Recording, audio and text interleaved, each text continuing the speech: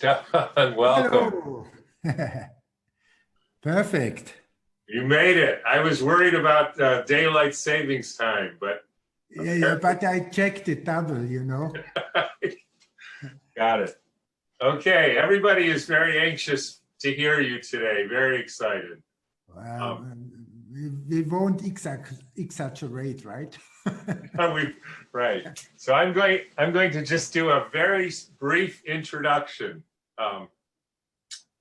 And because I think most everybody actually knows who you are, and like I said, they're very excited to hear you. Okay. Look, Tom, you have a reflection on your glasses. Okay. I know there's nothing I can do about that. Okay. Let me just turn up the sound a little bit.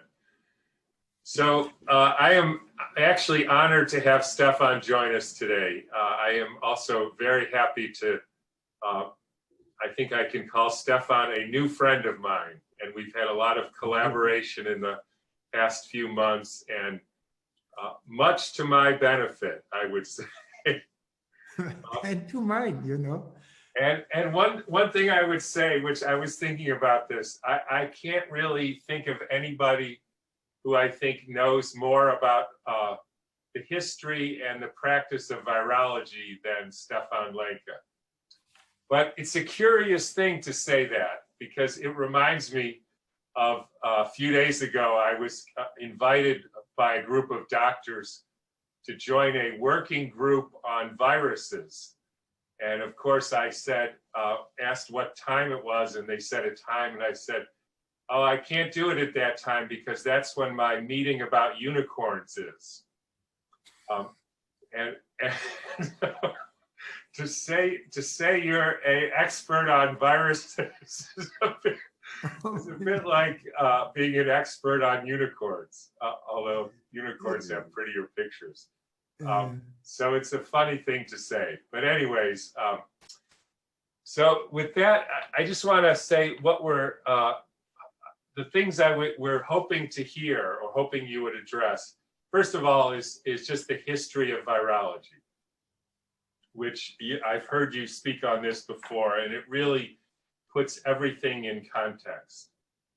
The next thing, which I hear a lot from people, is, has a pathogenic virus actually ever been seen from a sick human being? And it's a very interesting question, and I think I know the answer to that, but I will let you say it. And then we would love to hear about the experiments that you're doing now, and what it is that you're hoping to demonstrate, and why it's so important to demonstrate these things.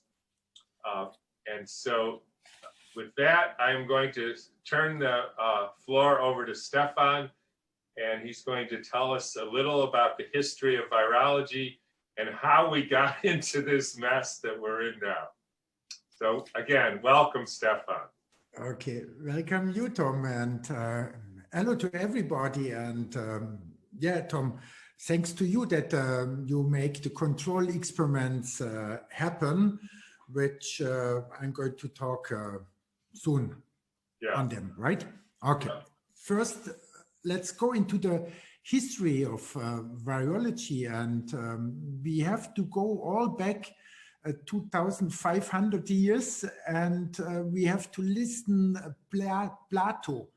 When Plato is saying that the Greek medical doctors can't cope with most of diseases, he wrote this, and he gives an explanation for this catastrophe, which already happened at his time, right?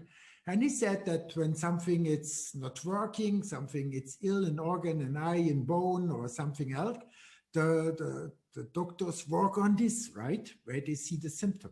But he says, they all forgot the source of the organ, the source of the eye, the source of the bone. It's the soul. So they're not treating the soul. This is his criticism, and it's very, very sharp and very interesting, and it shows that something was going on already by then.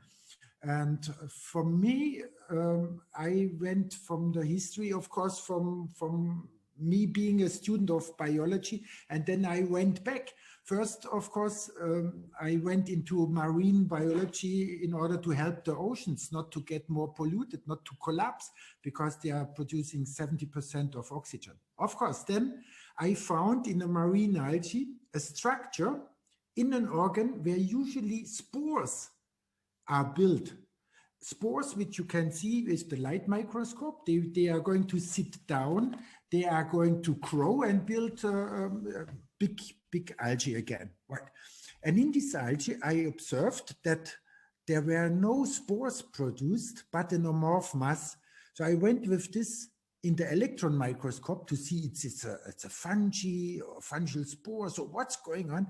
And I saw billions of small particles, hexagonal, like we think viruses look like. And I thought, whoa, I found a harmless virus and a harmless stable virus host relationship, because the production of the harmless virus was not doing harm to the algae. And I had really to fight to get a lab. And when I managed this, I could isolate this structure. And I thought I have a harmless virus. And then when another professor, a friend of mine, I could use his lab space. He was a real big specialist on nucleic acid and sequencing. And it was the Austrian professor Fritz Pohl.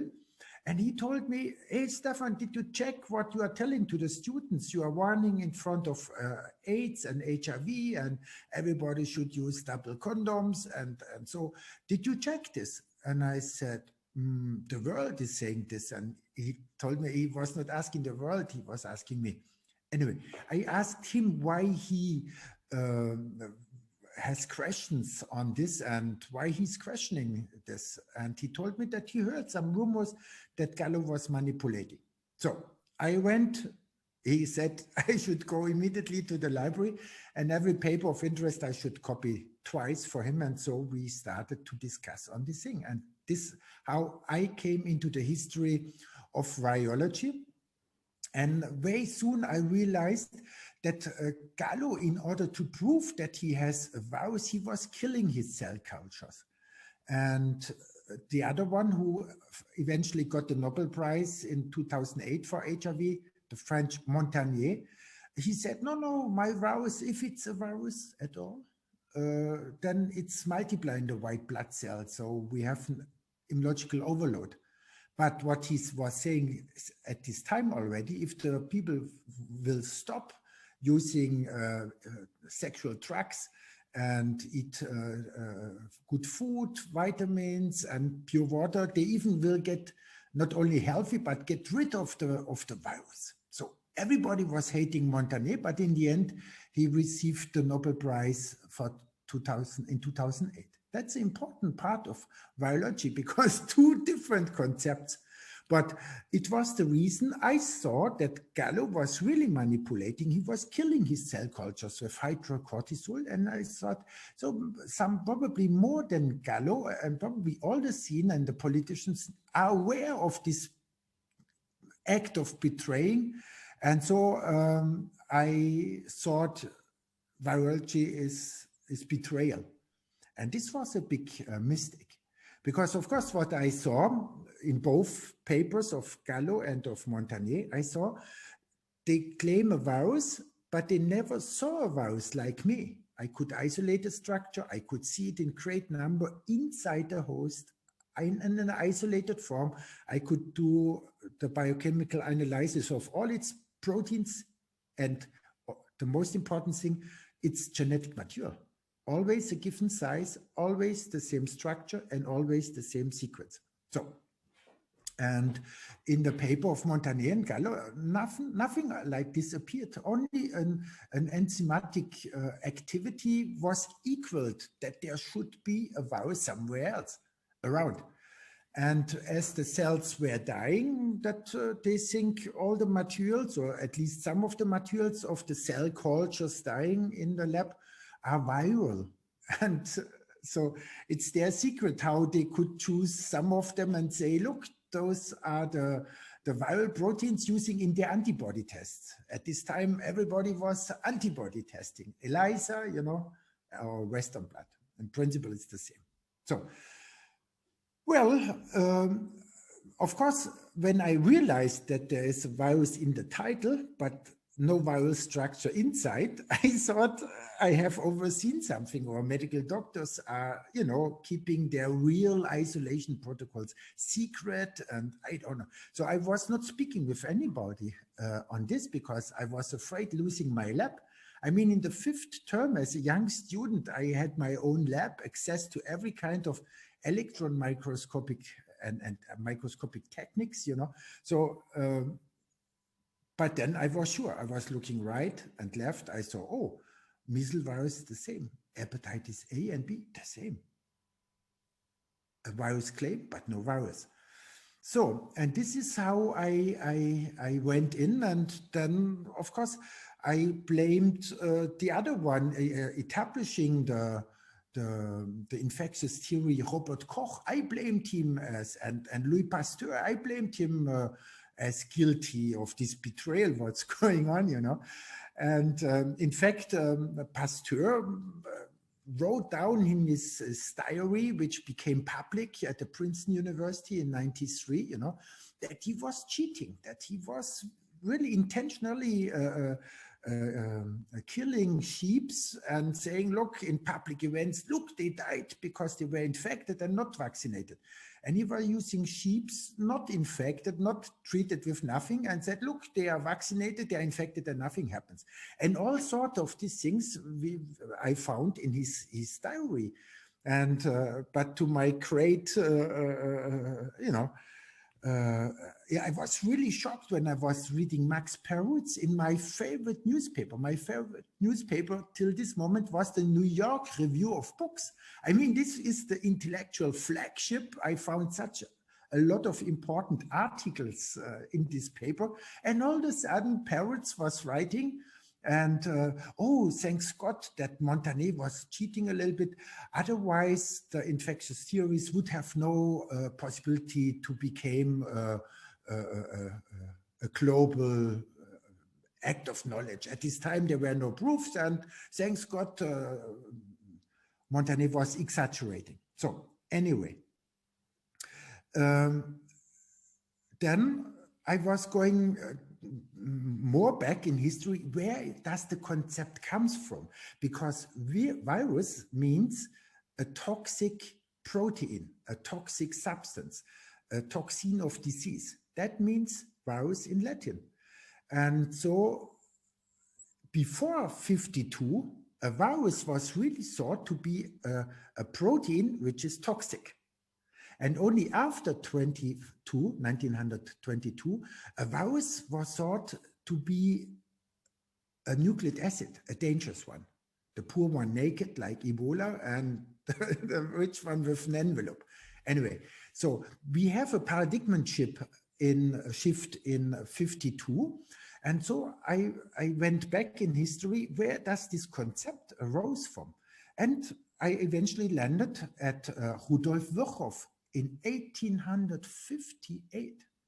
And then of course, I understood very quick where this concept arose, because before there was the notion which originated in ancient Greek, that the diseases are caused when a liquid inside your body, we had the 4 liquids, it's going to be stock, and then this liquid turns out into a toxin, a toxic substance, which is causing disease. And this was the ancient theory of disease, the liquid, the humoral theory of disease. And this was abandoned already, because when there was light microscopes, even lens in 1650, my Piki, they saw, well, organs are built out of different layers of tissue. But when we have a change in an organ and a disease, the disease is not spreading left or to the right, never. So all observations are disproving or were disproving the theory that the toxin, it's built up somewhere in the body and it's spread by diffusion, right? So this was already abandoned, and Virchow also took a great deal to disprove this theory in 1884. But all of a sudden, 10 years older, for given reasons I won't outline here at the moment, he came up with a complete different theory, and he reactivated this old idea of a toxin, of disease, of a virus inside his new theory. And of course, he had to become famous. He was full of debts. His father put on him. He wanted to become priest. His father forced him to study medicine. In 1848, he really claimed very important thing that all infectious diseases disappear immediately if the people became food, if they become water to wash, to clean, if they had no insects in their beds walking around, if they can heat in winter. I mean, these were his claims in 1848, and for this he is praised till today. But 10 years later, when the revolution and the political situation in Germany becomes really stiff, much more harder than in 48, then he came up with a new theory, and he said, the cell, we are not originating out of tissues, which was already at this time was established fact. He said, we are coming out of single cells, and the cell is the smallest indivisible unit of life.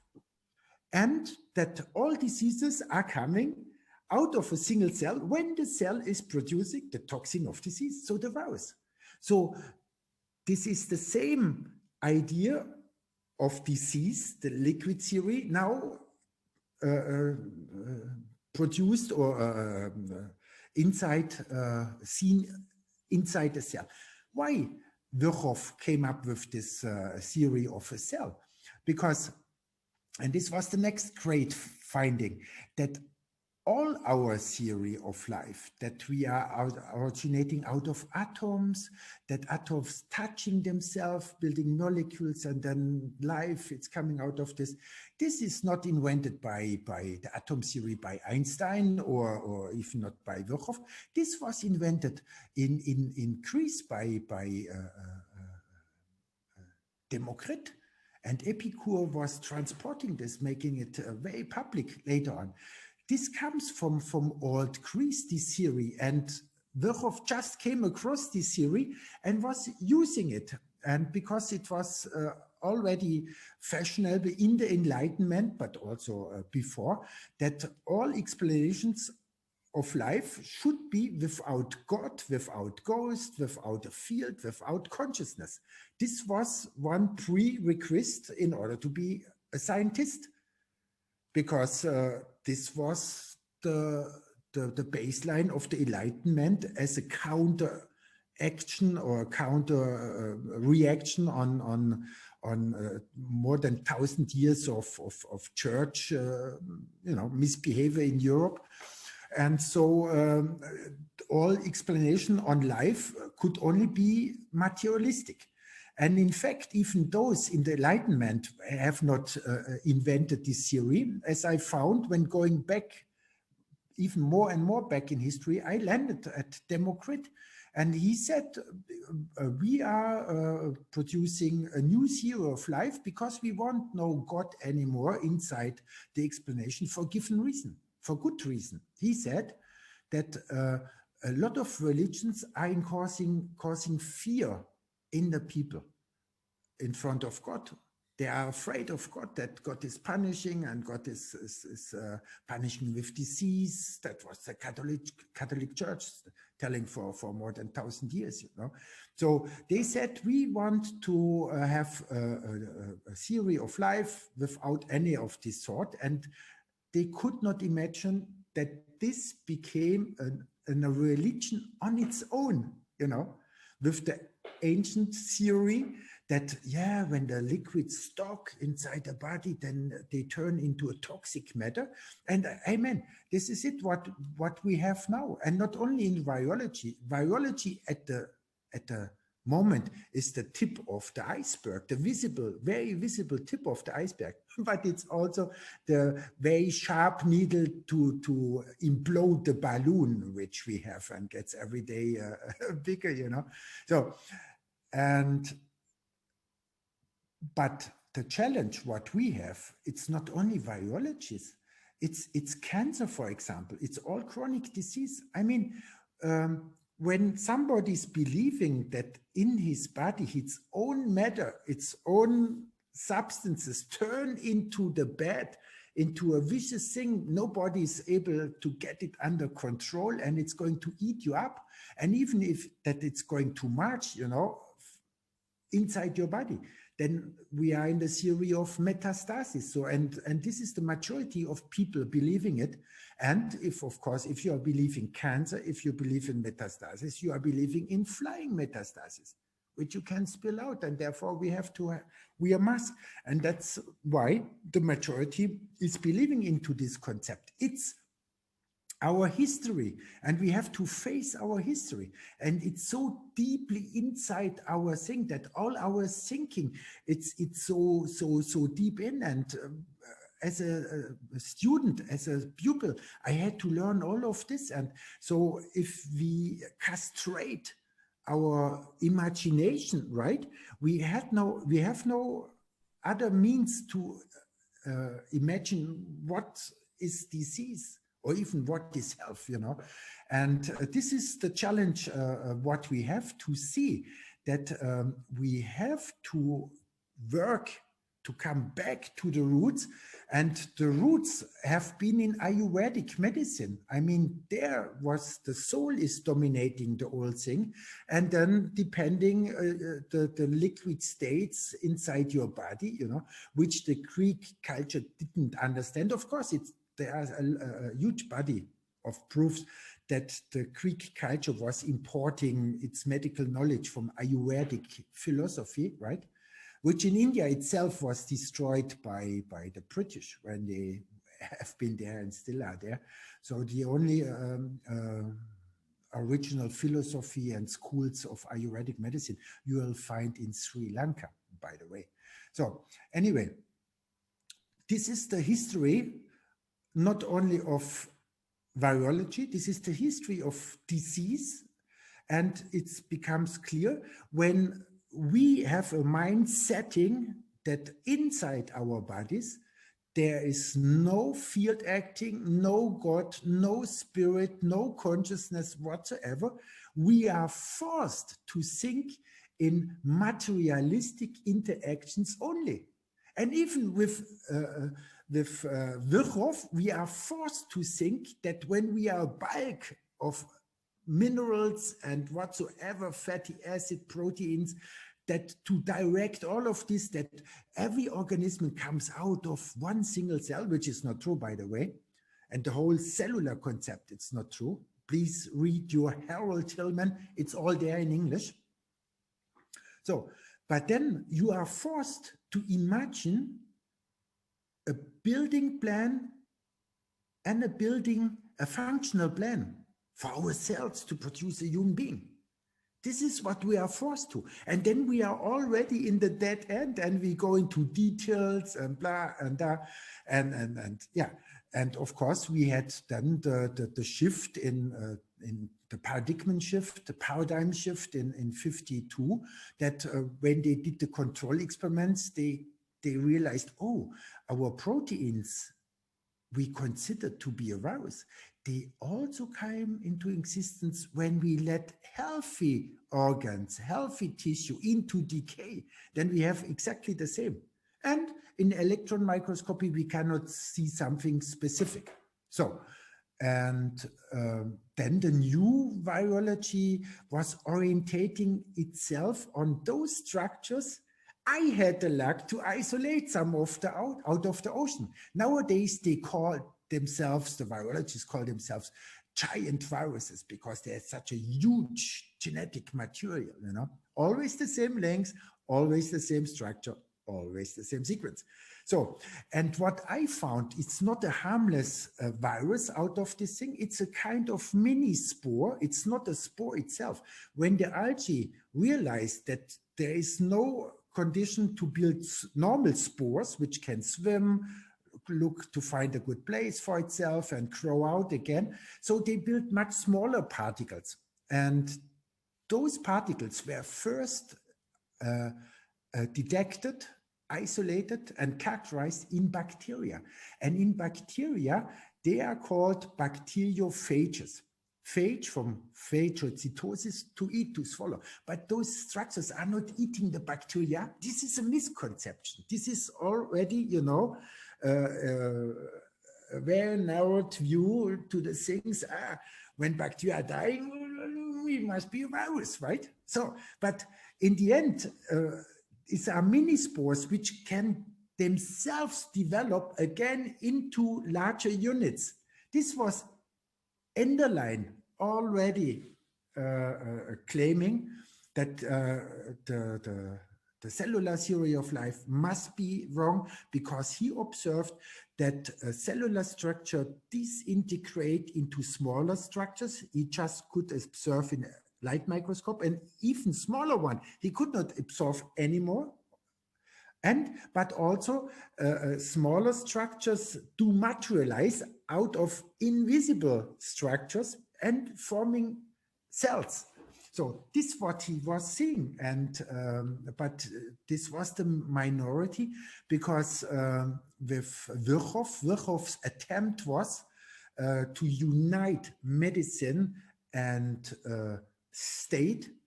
1848 for a good reason, to help people, to avoid plagues and everything.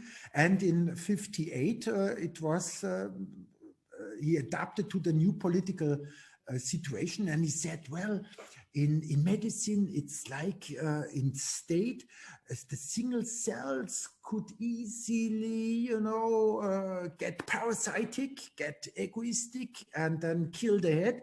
And so it's in the state as well. One does not see it directly, but he gave some really good indications that he meant the Jewish people, that they easily can get out of control, get parasitic, you know, endangering the head, the king. And he was friend, he became friend to the king, because his uncle from his mother's side, Mr. Hese, he was the friend of the king.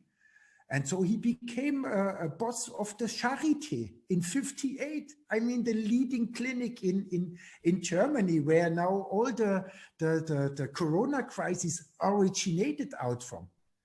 Only with Professor Trostens, the virologist from the Charité, he managed that a local panic in Wuhan would spread into a global panic. It was the doing of Professor Trosten, which I outlined in my papers on what he was doing. So this is the story from the detail, from a mini spore to bacteriophages, which then in 54 became the model of viruses. How should a virus look like? A stable nucleic acid of a given size, given structure, given sequence, enveloped inside a shell out of protein.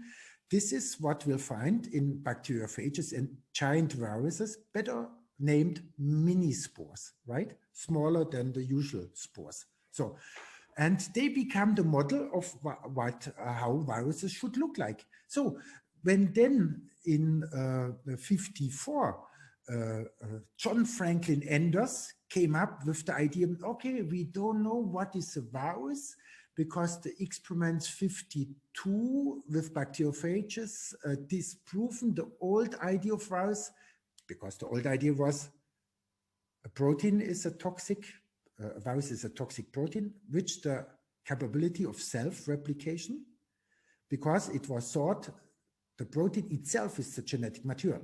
So all proteins are able to self-replicate. But in doing research with bacteriophages in 52, it was become known that a protein always needs a nucleic acid to be replicated, right? For this, the Nobel Prize in Medicine was given in 69, and it's really interesting and important to check the justification of the Nobel Prize in 69 for the phage group, because the last sentence says, these phages became the model for the whole virology model. And here we are. What they are believing, that when cells in the laboratory are dying, and this is what John Franklin was doing in 54.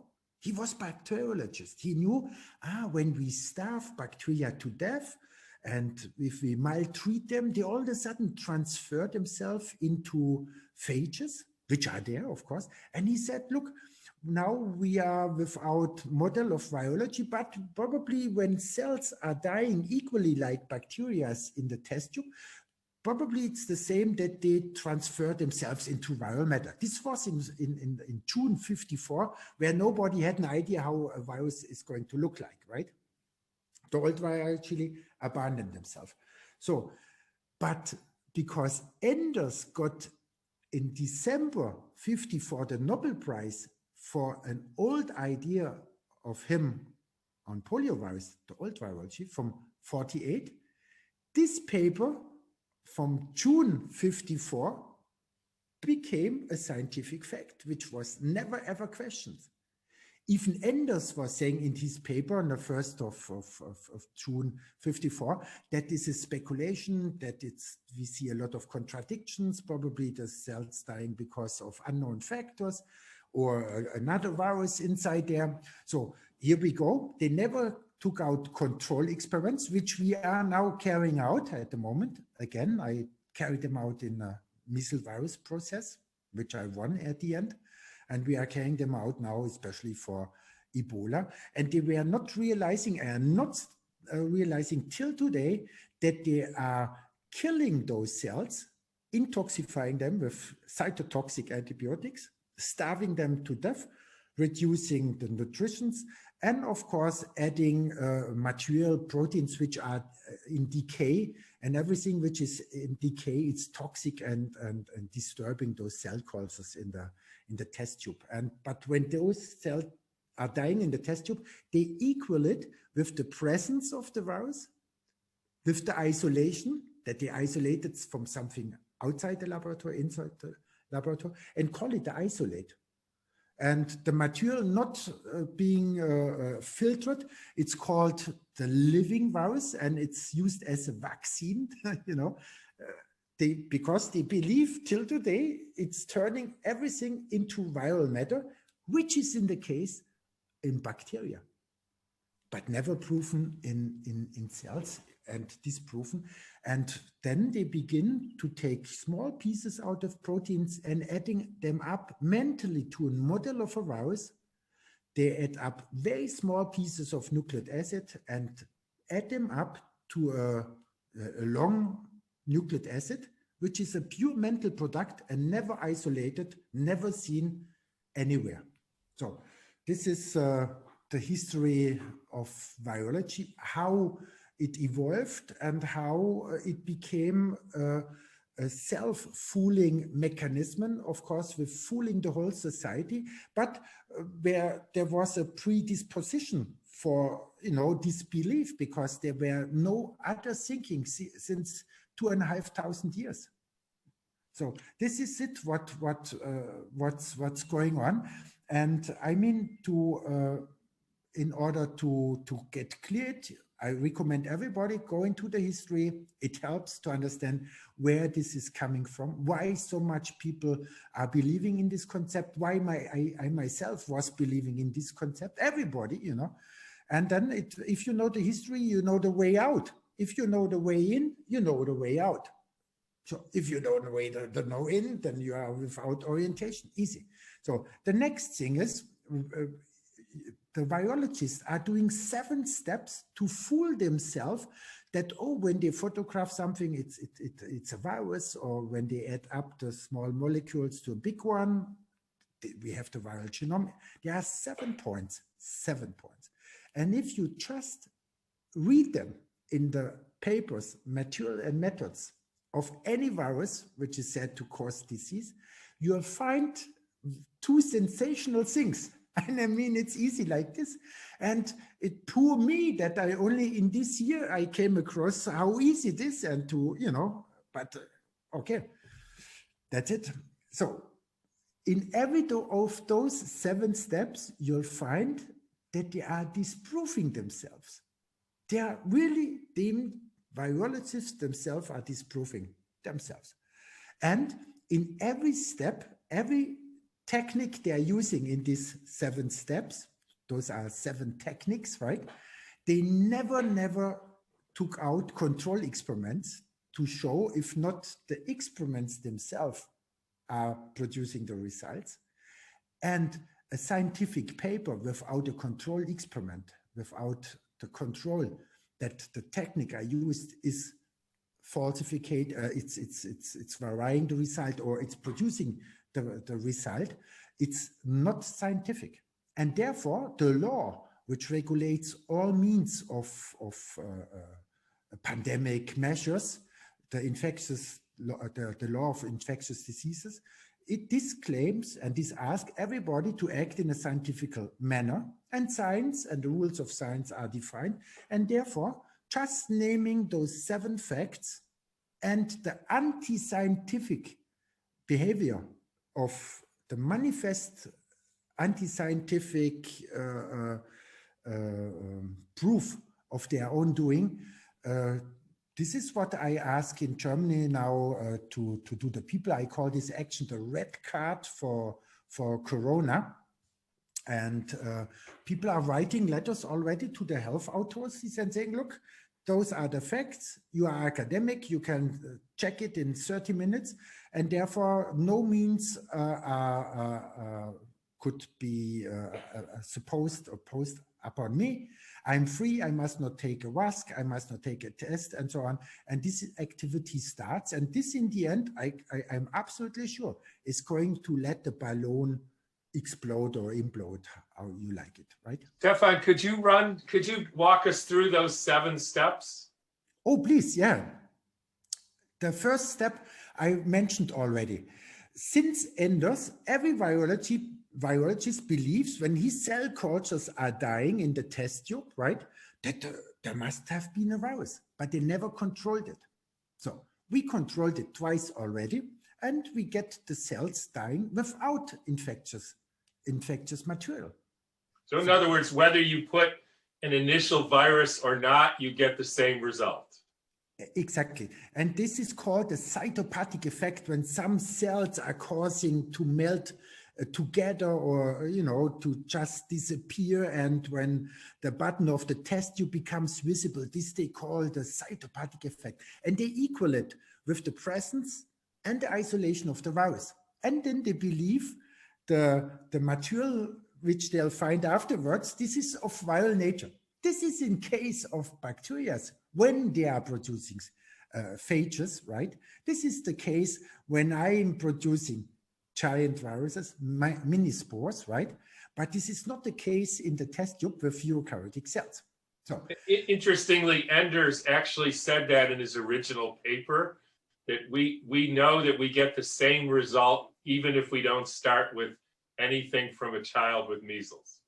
That's it. And he also said in this paper that probably this what they are doing in the test tube most likely has nothing in common with real measles. We have just to read it, And of course, a little bit history helps here again. Enders never studied medicine or biology. He served in World War I as a pilot, as a young pilot already. He was 18, I think, there. And then he studied sociology. He was Stanley. Of course, he was ambassador in all these elite universities and things. And then he studied after World War II, he studied again sociology and German language and Celtic, So he ran into biologists working on phages. And as a soldier, oh, wow, viruses in bacteria. He just went in and he had not to study biology to just run into the lab and do his work and do his PhD on this. So he lacked every scientific thinking, right? Yeah. And of course, some other details, because his idea for which he became the Nobel Prize in 1948, it was stolen by Salk, and Salk made the vaccine and didn't give credit or any outcome of his gains to Anders. He had the idea that the polio virus, it's not tissue specific. So Jonas Salk was buying all human embryos all over the world, taking the skin up and the muscles down, and fermented it with a piece of brain of a diseased, polio diseased human being. And then this was the polio vaccine, right? So, Yeah. and this was the reason why Anders was completely fed up, and all the scientific community. You can read this really very happily on on Wikipedia even. Yeah. You find on the, English Wikipedia page, you'll find this story on Anders. Okay, so let's go to the next arts of the 7. They never carried out control experiments, but they considered their molecules of the dying cells as viral. Okay. Yeah. The next step, what they are doing, they use particles inside the tissue. They fix the tissue and cut it in thin slices, and look through the electron microscope. And they find some typical structures of dying cells, villi, some tissue dots. They walk like amoebas. And when they cut through with the electron microscope, they show only the circles and claim, oh, those are viruses. But they never ever were isolating those structures, showing, look, this is the viral nucleic acid inside, the viral proteins.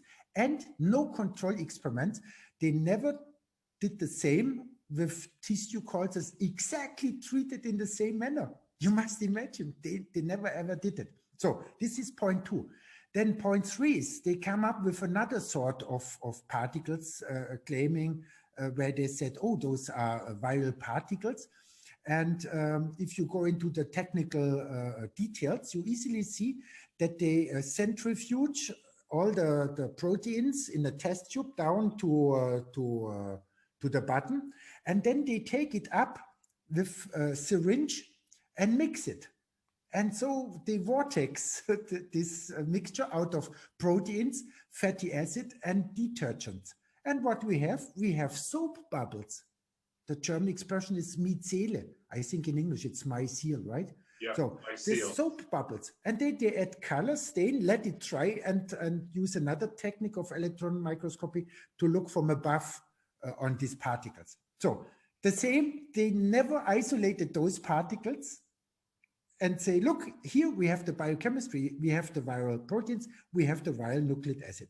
They don't have it, okay? So, and they did not a control experiment. They never tried it with uninfected, but same treated cell cultures in the same way, never.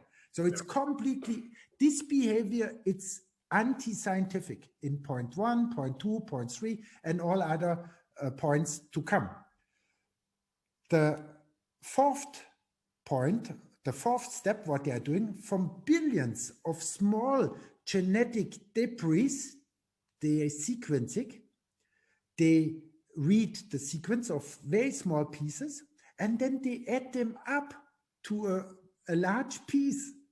They add them up, and this process is called alignment. And it's incredible that they never ever carried out a control experiment with equally treated cell cultures, and just doing the same. No control experiments. And the fact which itself, they are disproving themselves, they add something to a big piece, and the big piece never ever showed up in reality. And since 50 years, it's easy to show up that there is a big genetic material of this given size is there. This is called gel electrophoresis. This is a standard technique to show, yeah, I have a piece of genetic material this given size. With this technique, all bacteriophages are genetically or from their nucleic acids, they were characterized, right? And So this is point 4, point 5. In order to build a genome of the virus, when they came up, oh, I find a new virus in Wuhan, or I repeat the experiment, they always need a given genome as a point of orientation where they add the smaller pieces, where they do fit to a given genome. So this would be like a sentence out of the Bible from with 30,000 letters, right? And we use a small letters combination of 1, 2, 3, 5 letters and try to fix them to the place where they fit, right?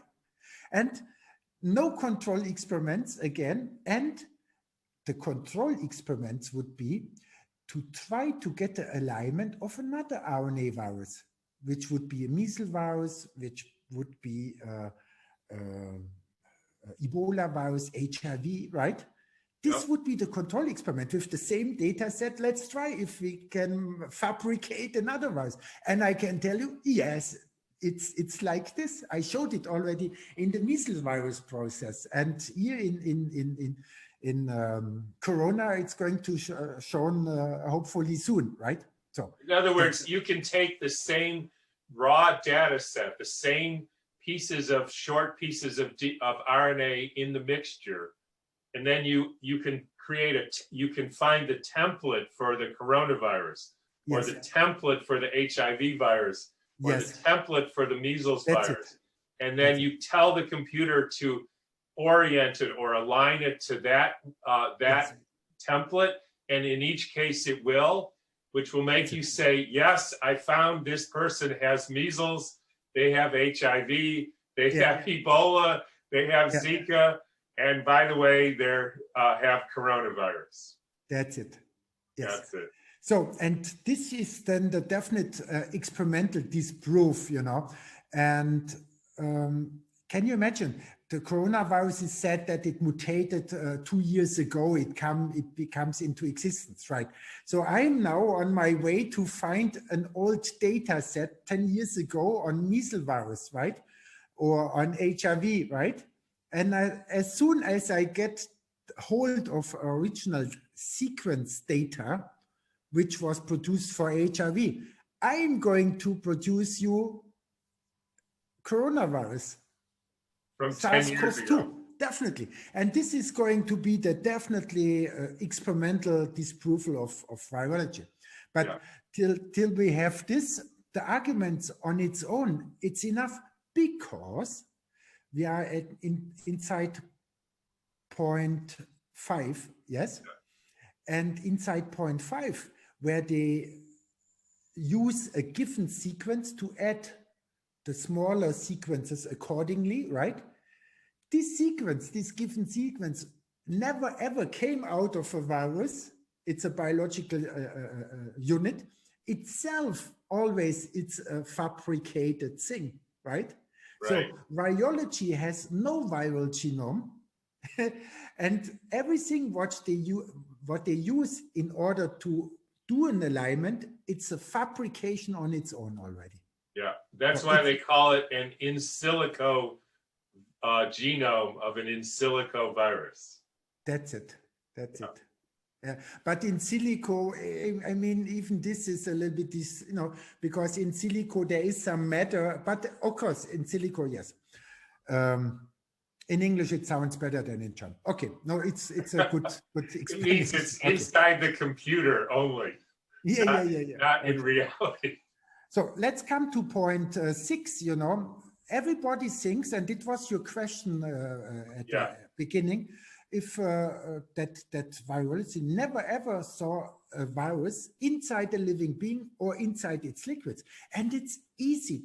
Everybody can check it easily on every single photograph of a virus, which should show a virus. You'll find the notion that it's from a cell culture, but never from the blood, never from the salvia, never from the semen, never from another liquid of the body, never from a lymph node, never from inside, not from a human, not from an animal, not from a plant. And this is astonishing. I mean, they they go to the moon, they go to the Mars, whatsoever, but they never managed to get a virus photographed inside a human being, nor that they can show its nucleic acid inside a liquid, body liquid, salvia or blood. We have all to wear mask in order not to spread the virus with every breath take, you know, thousands of them, but they never ever. And this is completely unscientific, not to tell the public that they never ever were able, first, not to show a virus inside via blood inside a human being, and second, never ever were able to see the gene, the complete genome of a virus inside blood, inside salvia, you know, never ever. And this is point 6. You know, Stefan, let me just comment on that. I spent some part of this morning looking in PubMed for any paper that described the morphology of a virus from a living human being or living tissue, living diseased person. Yeah. And there are a few papers that claim that, but when you actually read the details, they say, well, they have very different morphologies. In other words, some of these particles look like bullets, and some of them look round, and some of them look like rods, and somehow they're all the same virus. And it's bizarre. It's like, what they are doing, they say, look, we stain some of the proteins. We have some specific antibodies. They are connected with a staining, and then we'll see something inside the body. This is what they are doing, of course, but it's not showing that there is a particle somewhere. And the definition of a virus, it's always its core, and that's the genetic material. And here we go. This has a given size, a given structure, and a given sequence. And this never ever shows up somewhere. And you must imagine all these masks, you know, and Biden are calling for 2 masks, you know. I mean, how crazy. And so, but on the other hand, thanks God, how could you think of a change, of a paradigm shift in society without such a crisis? Impossible. Right. When I think a year back, I could not imagine that we had a success going to the streets now. Now the people are listening on the streets. And now in Germany, the politicians are saying, look, 30% of the German population, it's not believing in virus anymore. And so we need another 20%, and then the next election, then it's done, you know. And this is our work, what we have to do, to convince with facts, naming the facts where everybody can, on its own, can check it and can check the logic.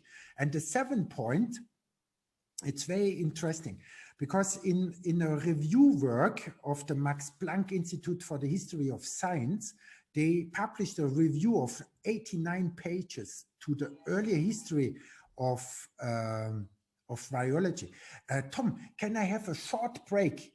There is the bell down running. Yeah, well, I was going to try to finish, but yes, if you need to okay, go. I come back soon, so you take over, okay?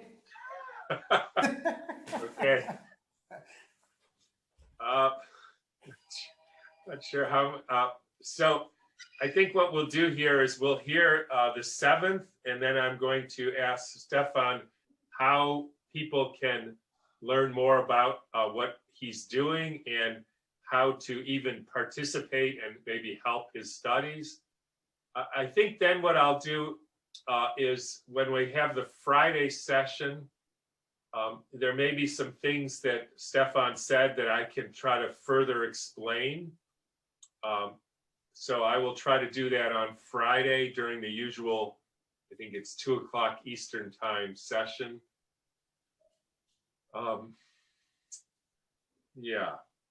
This, you know, it's interesting, this last point, point 6, is something that's just so key to this whole thing.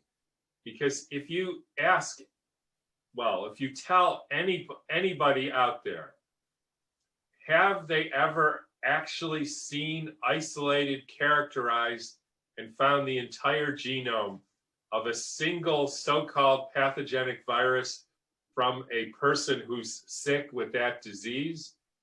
I have spent hours and hours looking through PubMed, searching, all the sites that any doctor or anybody can get access to.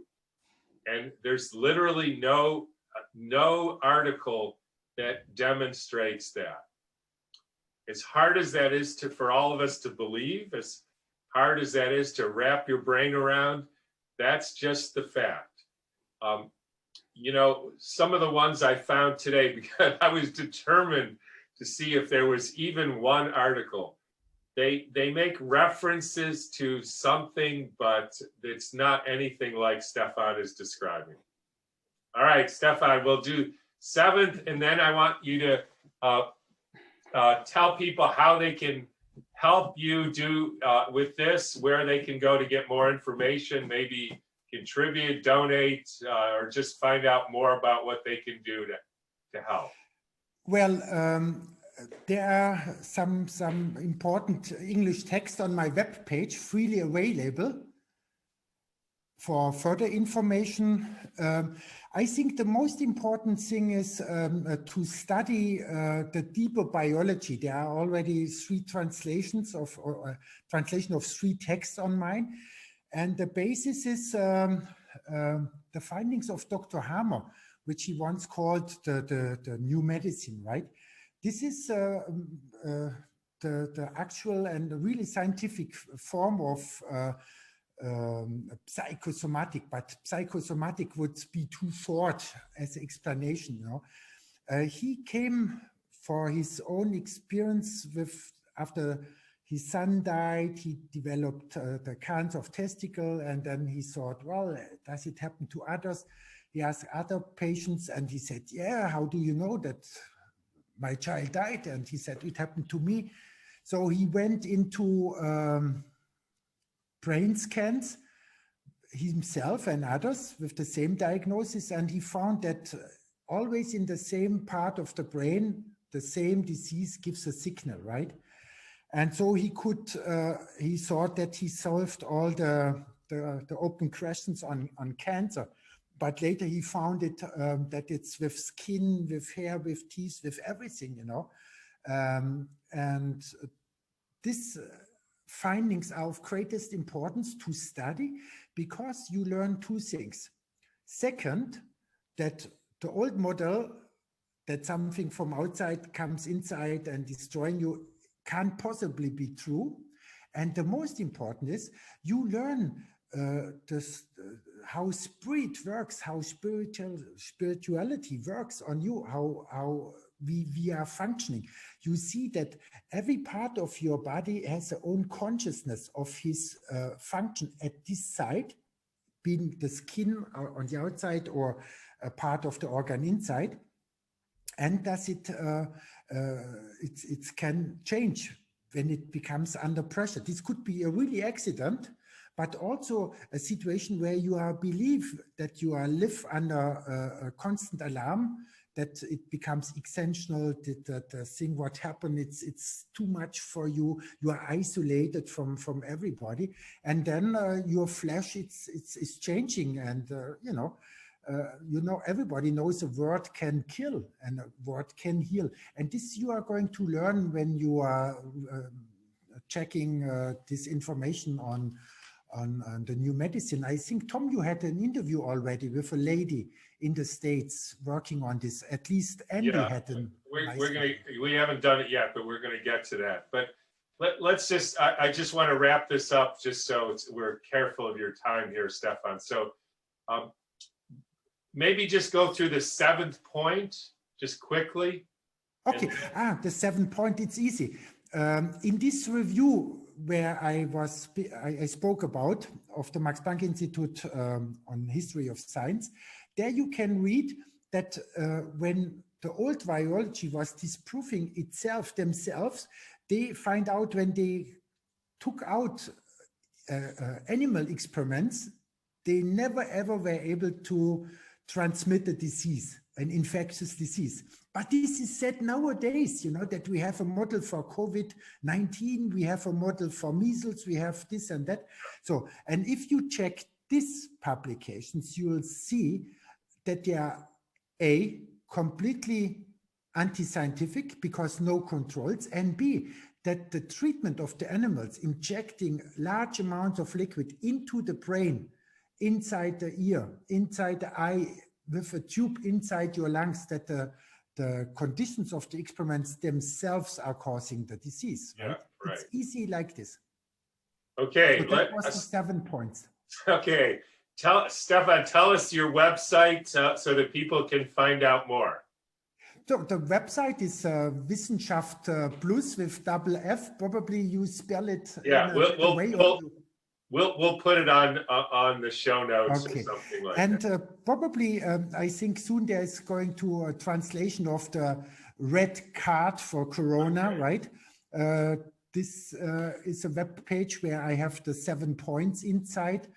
I hope soon there is going to be a book published, or our book in German, Corona, further into chaos, or a chance for everybody, that this is going to be in English as well.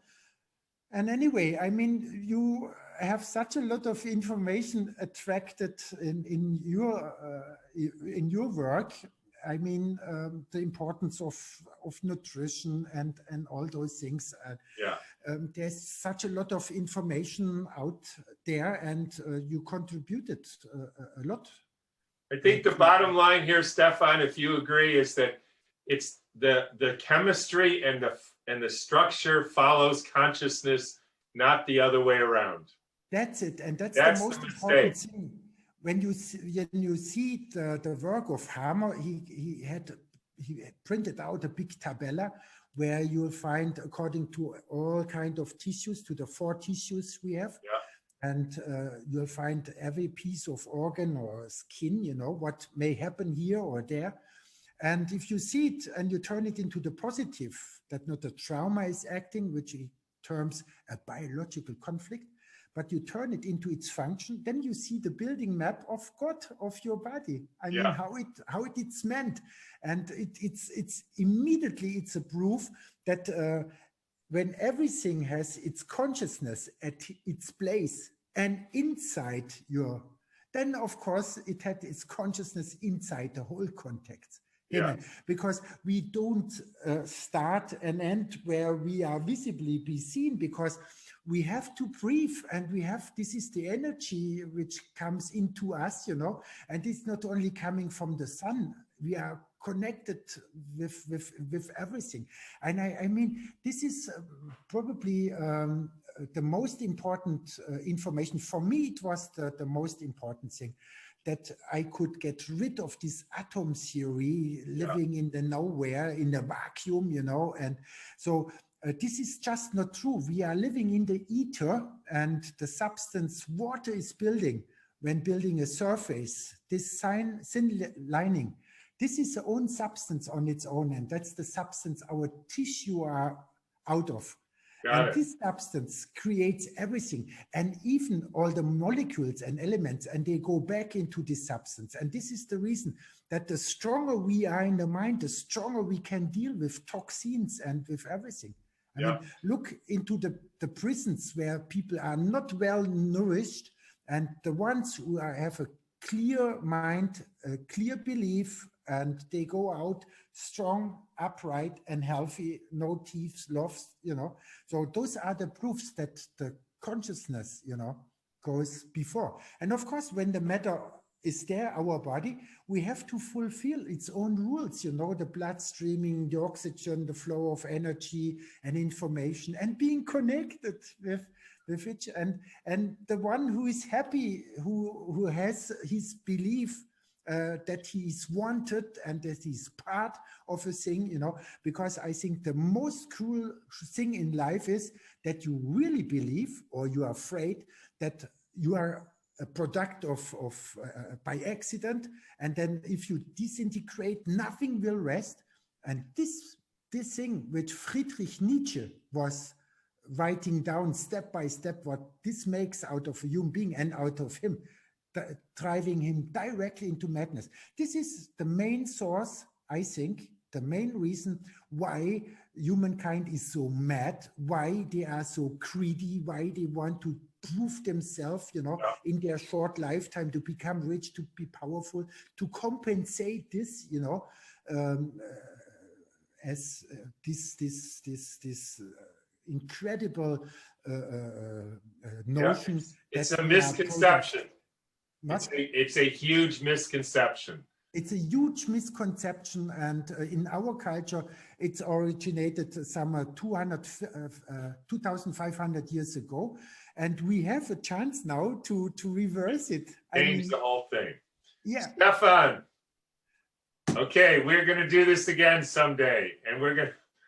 As often as needed, as often as wanted. I thank you very much for your dedication, for your students, for your friends, for your colleagues. Stefan, thank you. Everybody go to Stefan's website, read the papers. They're amazing. And Stefan, thank you very much. And yeah, we'll be in touch.